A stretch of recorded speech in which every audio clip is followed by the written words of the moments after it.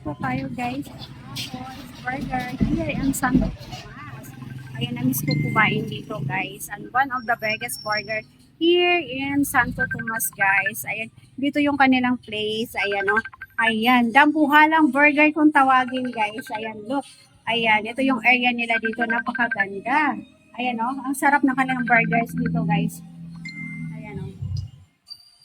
Ahoy Burgers here in Santo Tomas. Ayan. Ayan. Ayan. So, dito yung kanilang place, guys. Ayan, meron din silang ano, pwede ka mag-picture dito. Ayan. Burgers, ahoy. Ahoy burgers. Ayan. Super, ano, laki ng kanilang burger dito, guys. At, yummy din. Ayan. Ayan. Last year, ako pumunta dito, guys. At ngayon lang, ulit ako nakabalik. Ayan, na-miss ko yung kanilang burger dito, guys. Burger, tsaka fries, and then halo-halo. Ayan, yung kanilang place dito, guys. So, ang lawak ng kanilang place. Ayan, isa rin to sa dinadayo dito, guys. Dinadayo ng, ayan, mga taga Santo Tomas. Mga taga Santo Tomas, guys. So, ayan, mag-order na tayo. Yan, ito yung kanilang mga ano dito, guys. Meron din silang, ano, meron silang, ayan, ito, yung kanilang ano guys, yung kanilang, ayan, yung beef burger nila guys, 124. With price na yun guys, ayan, B1, B2, 174. Ayan o, yung kanilang ano, very affordable siya guys. Ayan, Dambuhalang Burger. Ayan. And then, meron din silang ano guys, ayan, kwek-kwek. Ayan, sari-saring ano, ayan o.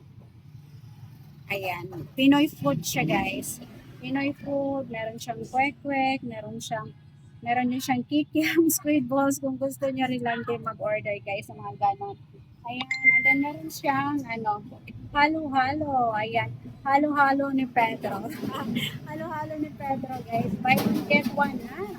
For only 200 pesos. Buy one, get one na siya, guys. So, ayan. Buy 5 for 200 pesos. Ayan. Buy 5 for 200 pesos yung kanilang halo-halo.